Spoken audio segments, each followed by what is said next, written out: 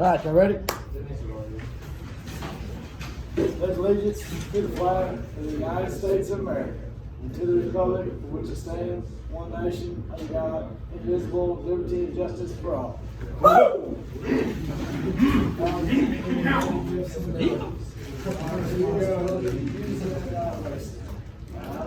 Life is a choice, not a reaction. I'll make my world a better place for myself and those around me. I'll do my best not to make a combat against. The world is not a silo out of myself. I'll be a part of the solution, not part of the problem. Just because somebody calls me a tree, that made me wood. I will give my best because I expect your best. Stop being offended by things that don't concern you. There's a chance I might get paid today. So you skip the line. Did I skip the line? Yeah. Skip the fair part. On the fair. Okay, one. So you want some? I want to share something with you. Some of y'all probably seen this before because I don't have access to anything, but a major problem we have in the world, that we don't think about too much. What's going on in Florida? Last 10 years. What's that? Well, animals. Yeah. Pythons, all these pets, people have brought in and they just let them. Yep. There's a reason why. Okay, the world. I talked this week about how there's order and there's structure, and there's a reason why this animal is in this area and not in this area. And if you start messing with that, it messes everything up.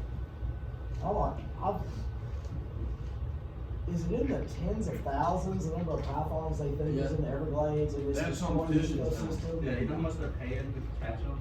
Yeah. There's a guy called the Python Cowboy. I follow him on Instagram. He's funny. It's what he does for a living. Well, He leaves him alive. Mickey and Tyson can shoot them, and they're just everywhere, just shooting in How much do they Colombia. pay for it? What's that? How much do they pay? Yeah, you Is go by it- weight. It's good money. Yeah. It's better than shooting hogs. Yeah. Well, like, can you kill them? Yeah, They you want can you. you get whatever you want to do. They want you to Wanna kill go to Florida? Those iguanas with a blow dart, and it's connected to a fishing rod. They shoot them It's a shotgun. I don't want to cross. I mean, I don't know what iguanas do. I don't want to just run across one. You know, just be sitting there with an iguana. I think of those the dragons. I know that iguanas probably won't kill. I sure want to find a python in Colombia. Have you heard what's going on in Colombia? Yeah, not as much as used to be. But that Escobar used to be the Bird King guy. He had this zoo. Oh, with the giraffes? Not giraffes. Okay, there may be that. Hippopotamuses. Which if I say hippopotamuses, y'all don't think it. That is every year the most deadly animal to human beings out there. It's top 5 every year. Maria Jeremy, this is in Colombia. Maria Jamalia awoke in the middle of the night to the sound of her panicked mule. So she has a mule. Pretty cool, having a mule. When she looked out across her small yard, her confusion turned to shock. A hippopotamus had wandered down her driveway and was inspecting her house. Now, hippopotamus is basically a small car with that can just stomp you or chomp you. Yeah, it was a big fright for all of us, she said.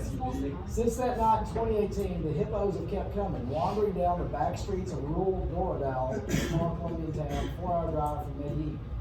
Occasionally, a hippopotamus will appear on the local soccer pitch to graze. An estimated 80 hippopotamuses, probably more, live in the area around Rio Magdalena, Colombia's principal river, which runs through the center of the country. They're descendants of 4 hippos, 1 male, 3 females, that were brought in the country by infamous drug lord Pablo Escobar for his personal collection. The rapid growth of their numbers had authorities worried that residents could be attacked. The 3-ton animals, 3 tons, all right? This has nothing to do with this, but one of my favorite hypotheticals is, could you train a gorilla to play middle linebacker? And if you could, would you ever lose again? And it's physically, of course, the gorilla is going to be unstoppable. However, how distracted is the gorilla going to be, and is it going to always pay attention to what's going on, or they go in the crowd and just rip people's arms off, and all that kind of stuff. Anyway, 3 tons. I wonder if you could train a hippo to play nose guard. And you had a gorilla, and I mean, there's no, Alabama would lose 58 to nothing if you have a gorilla and a hippo on it. They kill more people in Africa per year than any other wildlife species. Scientists also warn their presence threatens the area's native flora and fauna. I believe they are vegetarians, right? I don't know if we call it animal vegetarian. What's it called? Omnivore? I think they are. Have you ever seen those videos of them fighting alligators or crocodiles, whichever it is? They can take out a crocodile. You know they found giraffes that Pablo Escobar had that had the plastic lining in their stomach with cocaine in it. Wow. Yeah. I never thought that. But I'm not evil, so. Following Escobar's death in 1993, most of the animals were taken to new homes or died. Bless you. But not the hippos. The size and cost, bless you. Transporting it, they were abandoned. They could now. I'm not for just killing. I ain't against hunting at all, but I don't like just killing animals just to kill animals and live. So I guess they didn't want we're just gonna shoot these hippos. So they didn't shoot the hippos. They let them just go. And now, I think I heard this morning, they are thinking in a very short time, like within 5 to 10 years or so, these hippos could get into the thousands. Should have shot the hippos. And I'm telling you, they probably should. All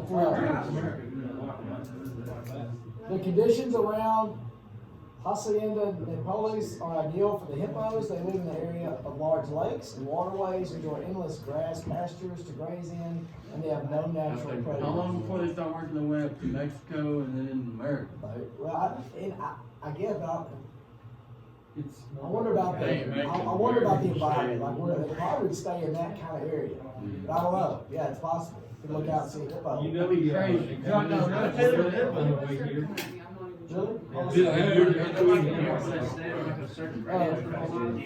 Yet the hippos are adored by many of Doral's residents as their surprise visits and economic boost their presence brings in the form of tourism. Every afternoon, the town's main park, children hang and play from statues of hippos while shops throughout the town sell key rings and souvenirs of the animals. Let's see. I don't know if they've attacked anybody yet. And they are going around. One solution they thought of is to try to sterilize them. You make them, they just can't have more kids. But the problem is capturing them, and then it's hard to do that. It says it takes 3 hours here to see. Now a plan has been hatched to sterilize the animals. They conducted an in-the-wild surgical sterilization of a female, the first ever in Colombia. It's a complex procedure that requires luring and trapping a hippo in a corral before using sedatives to put it to sleep. You don't just, you probably need like a water truck full of junk to just cutting through hippos to fit dense layers of skin, fat, and muscle takes 3 hours. So the surgery to get to where they need to sterilize it takes 3 hours to do. You gotta have enough of that sedative because you don't want the hippo waking up. Then they're sterilized, stitched up, and allowed to return to the wild while their recovery is monitored. Later this year, they're gonna try to do that. The population is quickly estimated to quadruple over the next 10 years and could eventually reach into the thousands. So, I never thought I'd be talking to a class about hippos in Colombia. All right. That'd be so cool, waking up one morning, you walk out, I don't know if that'd be cool. That's circling on the wall. Yeah, I think they're fast. Oh, yeah, They're all fast when they want to be. I want to watch it. And that mouth, it's like that wide and that big, and they have those teeth, they're like that long. But they're not sharp rings like. Yeah, so they just rip it, they don't go in easily, they just kind of. Hippos can go 30 miles an hour. Yikes, I can't. That's not good. I don't want anything. I can in a pickup. I know I can run past him. But it could That's destroy. all that matters. No, if I'm going 90, it can. I bet. You've seen the damage a hog can do to a vehicle. Imagine what a hippo can do. No, you better swerve and miss it. That's like hitting another car. Don't just plow it over. That's a Yeah. brick wall right It's there. just gonna go. Got hit at the side. Yeah, hit at the side. Your Then best he's bet- probably gonna get back up and eat you. Your best bet is to hit the tree, not the Knock it. All right, let's go. Let's get some more done on these little questions here. Here, you swing your line. I was thinking, like, people just fall. Imagine this.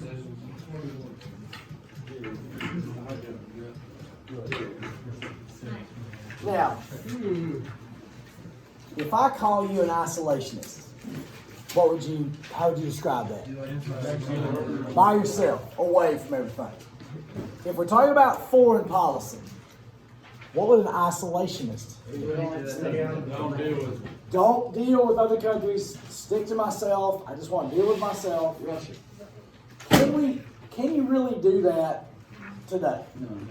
Because they're economically, I mean, everything is so, 200 years ago you could. You could do that. But today you really can't. So an isolationist wants to stay to themselves. Is Russia pretty isolationist? No. Because any problem in the world, any military problem in the world, Russia's behind it. In the Syrian, they are Syria's allies. They are Syria's. Did we talk about the Syrian civil war yesterday? We talked about Rwanda. I know we talked about Rwanda. Let's see. How do I do this? Look at the map thing. Can I get to a map bar? Just looking at stuff. Tutsi and Um, Syria I think has Syria is right by Iraq. It's right by Israel. It's right in the middle of stuff. I don't want Lowry Holt said. Yes. Yes. Yeah, go ahead. Here's Syria. In Syria, they have a dictator. He's the son of the dictator. He's called a president. That's what a lot of dictators have gone to now. They want to be called a president. Okay. Yeah, they have elections, but he's the dictator. There's a civil war going on in Syria. I don't know how strong it is right now. About 5 to 10 years ago, it was pretty big. Now remember Afghanistan? The Russians, because the Soviets were coming in, and we helped the freedom fighters, and later they became the Taliban. We know that their government's a piece of crap. That guy's bad news. Assad, President Assad, dictator Assad. The freedom fighters, we don't know anything about them. All we know is they're not him. Does that make sense? Most times in the world, that's the side we pick because you're not him or you're not them. We're going to go with you because you're not the obvious bad guy. You might be a bad guy, but we don't know. So these freedom fighters are fighting Syria, fighting the government. And several years ago, they were on the verge of toppling the government. They were fixing to take over Damascus, which is the capital, and they asked America to help. We said no. And I remember on a 60 Minutes interview, the leader of these freedom fighters said, "We will never forget America was not there to help us." I don't know if that's ever going to mean anything, but could that mean something? Yeah. So there's consequences to not helping them. Could there have been consequences to helping them? Yeah, we'll never know. We'll never know what those are. But I thought we said something to help. Okay, we did. But besides the civil war in Syria, there's also ISIS. Y'all heard of ISIS before. Northern Iraq and Syria is where ISIS is at. Iran hates ISIS. Russia hates ISIS. Syria hates ISIS. Iraq hates ISIS. We hate ISIS. So you got the Syrian civil war, where the Russians Russians sent troops and weapons to help the Syrian government. Is us and Russia the best friends? No. Okay? So we've got Syria, Russia helping to fight the civil war. You got us and Russia and Syria and Iraq and Iran and other countries fighting ISIS right here. Does that sound like a great idea to have all those militaries together that really don't, like us and Iran? We're not pals, but we're fighting ISIS. Does that sound like a very stable, all right situation? Okay, Russia's behind all that. Russia gave Iran it gave them the uranium to create their nuclear weapon program. They blocked the vote in the UN to tell Iran, no, you can't develop nuclear weapons. But wait, they're not developing nuclear weapons. They just want nuclear power. That's funny. That's good stuff. But Russia's behind everything. They're somewhere hiding in the shadows of all these little problems that's going on. I'm not a journalist, so I can say that stuff. I know, personally, I feel 100% sure that all that, what I just told you, is that Russia is doing all that. I know. Can I give you facts and to back that up? Not really, but yeah. So that's Syria. Why did we start talking about Syria? We're talking about And ISIS. the Civil War, and ISIS. Anyway, that's just information. All right. He said no to helping them. Yes. Yeah, stay. Isolationists go stay themselves. The United States was an isolationist country right after they became a country in the 1700s. Why were they an isolationist country? We didn't have nothing. Brand new babies can't take care of themselves, let alone try to help or get involved with somebody else. As soon as we won, the French Revolution started. The people in France saw, hey, well, they beat up the king. Let's do that too. And they said, hey, America, help us. We go, sorry, we can't. Hey, but we just have to do. We don't do defeat. You know, sorry, we can't. Sorry. You know what I mean? I don't know what kind of accent that was, but it was close. After World War I, America was an isolationist country. Why?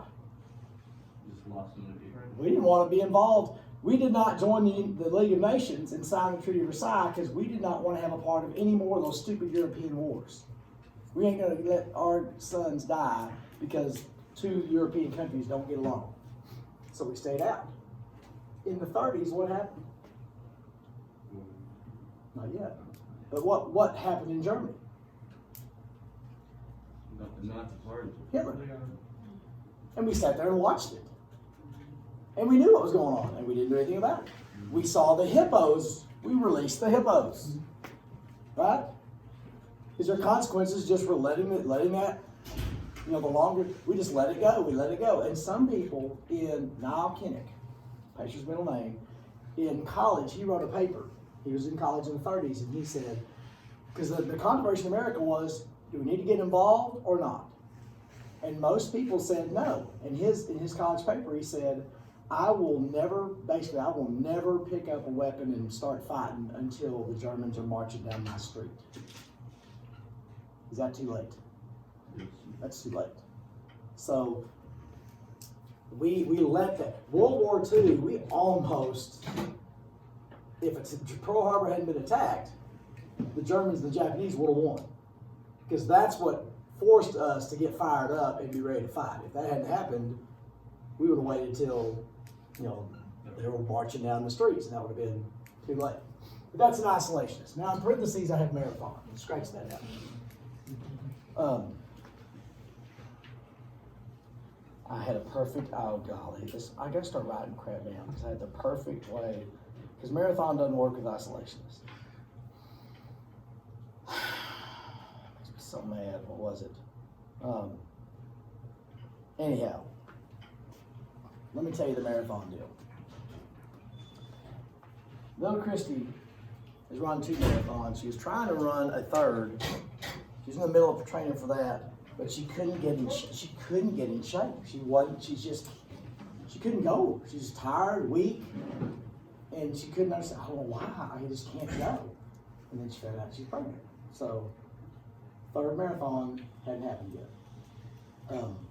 She did keep running. And she would, during 2 days, she'd run down the middle of the bumpy road. And I grabbed the new trainer one day and said, hey, look, this lady here has been running all summer and she keeps gaining weight. She goes, what was it? And she wasn't fit. And she, what's Didn't that? you do that this year with somebody? No, somebody did that this year with the trainer. My dad. Logan. And that girl that ran up and down the street. Somebody did, it was a player did it with Logan. I can't remember, it's so funny. Now, to train for a marathon, her first marathon, she overtrained. She learned with the first one. Now, if you overtrain for a marathon, if you start too early, you could get an injury. And if you do too much, really to run a marathon, you really only have to run like, at the most, 15 miles at one time. She was running, she got to where she was running 20 to 22 miles on Saturdays. Like a month before the marathon, she started running 20, 22 on Saturdays. She'd run 10 to 12 during the week. And really 15 is the most you have to do. So if you start too early, you can mess things up. What if you start too late? What if you start the week of? You're not going to be ready for it. Isolation is, if you're trying to run a marathon, you're not going to be prepared to run the marathon because you got to run 20 miles a day, and then then you can't do it. Y'all heard of the World Marathon? Oh, yeah, I think you told us about it. You go like Antarctica. You go to 7 continents in 7 days and run 7 marathons. But it's not world record pace. You got 8 hours to finish it. Little Christy ran it in 5. The whole thing? Yeah, which means about 15-minute miles, which is, you can do that kind of shuffling or even walking fast. But still. So, like you go from, you fly on a plane? It costs like 50 grand to do it, but what you do is you're sponsoring a charity, and you raise money, and then there's a plane that takes you, and your expenses are covered by the 50 grand or whatever. And you go to Antarctica first, run a marathon in Antarctica, which just being in Antarctica is hard enough. Yeah, imagine trying to like get used to going to it. And another hard thing, you're not allowed, anything you take to Antarctica, you have to leave with. Okay? Anything you take to Antarctica, you must take back with you. What is something you take with you every single day? Pee and poop. You're not allowed to just pee and leave it in Antarctica because of the environmental stuff, like whatever. So you have to be prepared to handle pee and poop and take it back with you. I guess you're running. Here you go. Now the good news is, if you're running a marathon, you're not peeing very much. Because you weren't working much out. But yeah, you go from, I think it was Antarctica If to you pee, Dubai. how are you gonna get it out? Yeah, no, I don't think I'd be able to do it. I know. To Dubai, that's. You gotta just scoop up the snow. I guess you have something, and you pee or poop in that something. I don't know. I really didn't find out. I'm not big enough on the. All right. What would an internationalist be? Why they just put their body and everything? Get your nose and everything. Okay? So when you say that isolationists are usually bigger countries and internationals are smaller countries? Really, today, there really isn't many isolationists. Complete. Now, we do, both of these are bad ideas. Right?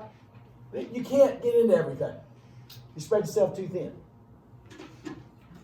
You could choose in this situation, I'm not getting involved in this thing. Do you know whether or not you should? Really, no. You won't know until later. And we don't know when we should get involved in things. We're just hoping and guessing, and just like the Afghanistan deal. That was obvious. We've got to help these people. The Soviets are taking them over. Later on, that turned out to be a bad deal. So, really, there is not this kind of person out there, and there really isn't this kind of person. It's just depending on the situation. Do I get involved or not? How deep do we get involved? Should we get involved or not? And what's the consequences of either one? This would be the marathon overtraining. This would be not prepared for it. God, makes you mad. I had a good idea. All right, embassies. We talked about embassies yesterday. What's an embassy? Places where. It's like the United States Senate. United States soil, they can build. It's a nation's headquarters in a foreign country.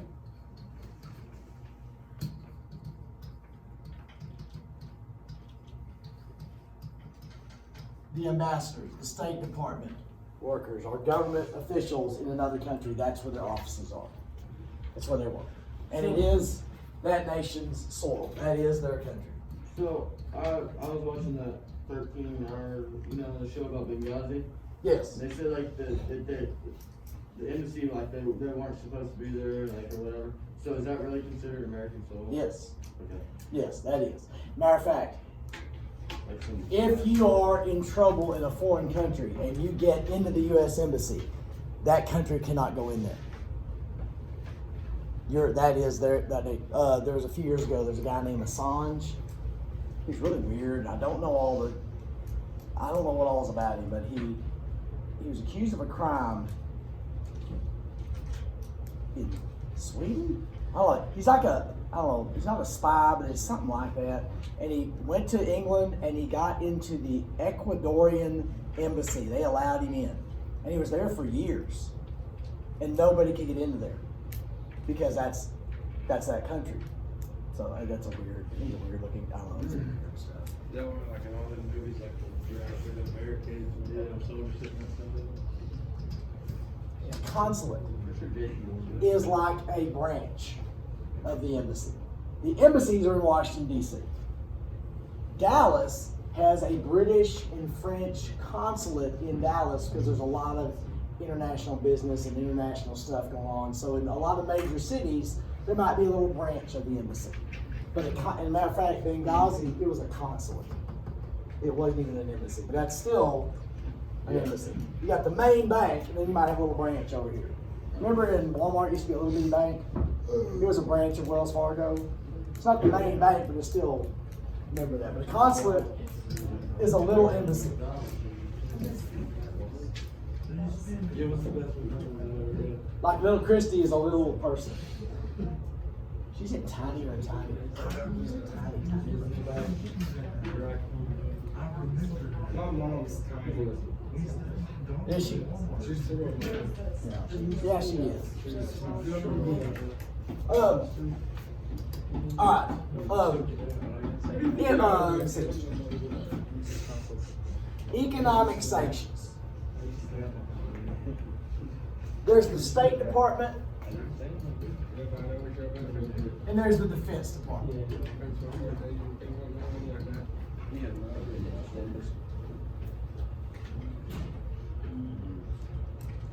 Are you thinking about something else to that? You get a lot of it? Yeah, I was thinking about something. What? You gonna keep me that? The Defense Department does what? They fight. They blow stuff up and kill people. Okay? If we blow stuff up and kill people, what's going to happen to our stuff? Some of it's going to get blown up, and some of our people are going to get killed. So we really don't want our stuff. I want to play football. I don't want anybody getting hurt. If you play football, you're going to get hurt. But I don't want anybody to get hurt. The State Department's job is to negotiate so we don't have to fight, so we don't lose stuff, so we don't lose men, so we save some money. So we get a plane blown up, that's $1 billion or however much it is. So we try to come to an agreement with this, avoid the conflict.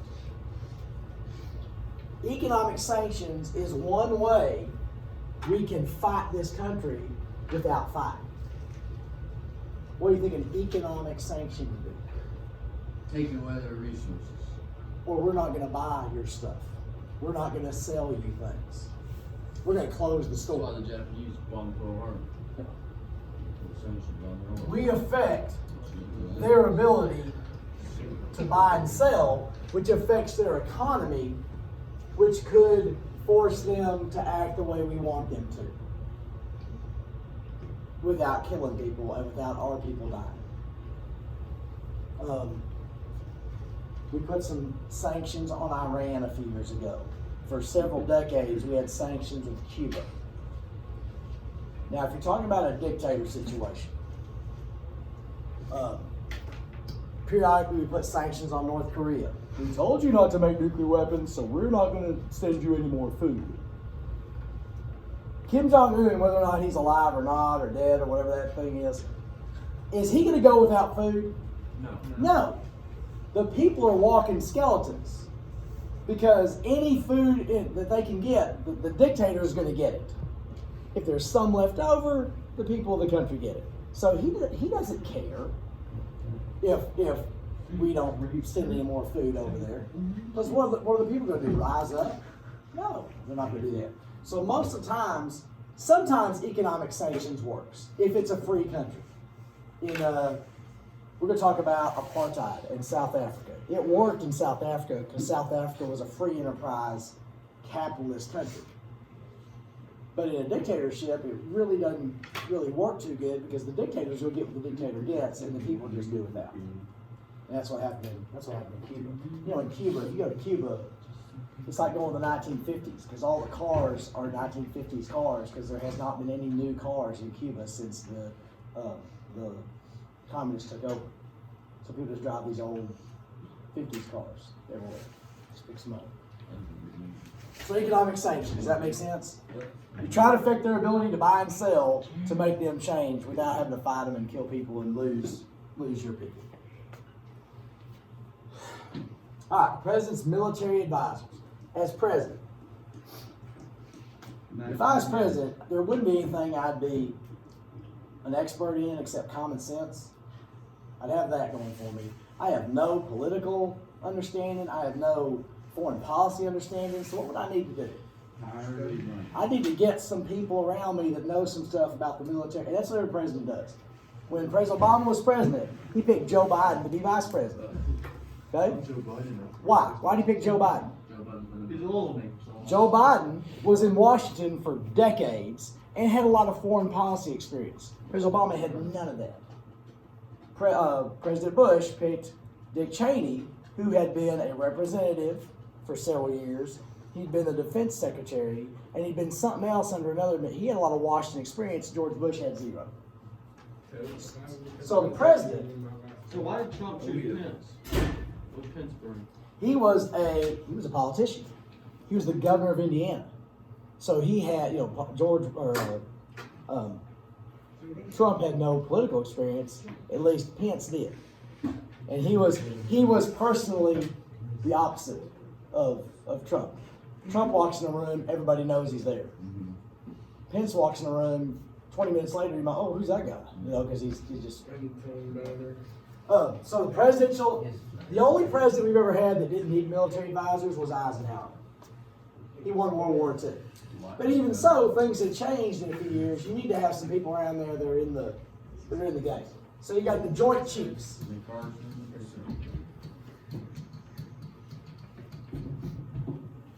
The Joint Chiefs is the commanders of each branch of the military. It's like a committee.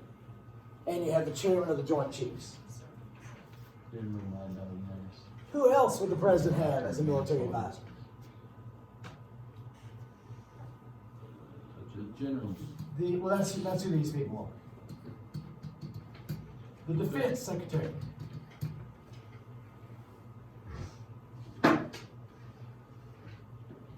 So are those guys like what branch of the military? All of them. Is choosing? It's like you have a committee, and the guy in charge of the Navy, the guys in charge of the Army, and you probably have, even though they're under the Navy, the Marines and the Air Force. And then you have the chairman of the Joint Chiefs. Yeah, the Guardians. Okay? All right. The Space Force has not made it there yet. The Guardians of the Galaxy. All right, now. All right. We hear Space Force, we kind of chuckle, right?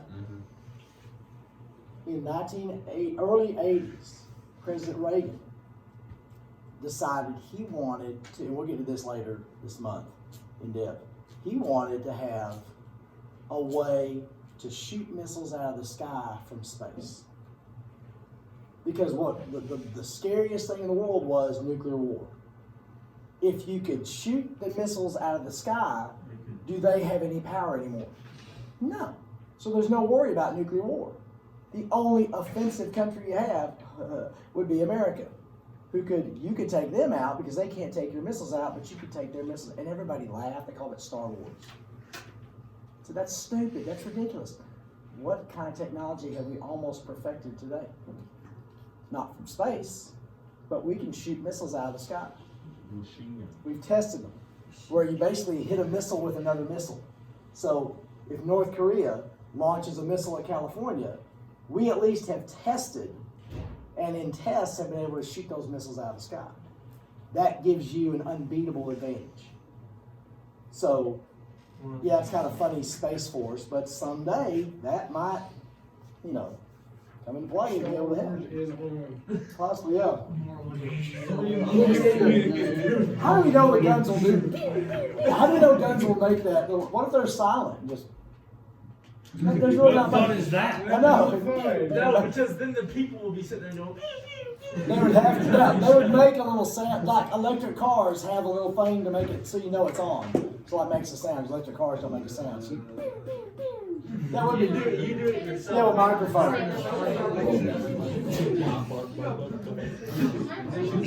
Yeah, I'm Awesome. not using a gun, I'm using a lightsaber. And yet, I've seen Star Wars once, but I've seen commercials. And possibly the vice president. I'll be that one kid. That I'm gonna beat you back one with That would be our savior right there. You'll see. This guy will save America if he comes down to a lightsaber. Hey, Pacer, you see the guy that takes off like the super heavy guy that wears no shirt and plays lightsaber? Oh, that's your You never seen those? They're so fun. I'll beat you back. I wonder how I can't film it. Here's how I film something off YouTube. So it doesn't let me put it up. So I gotta turn this off. Y'all can find Star Wars Kid if you want to.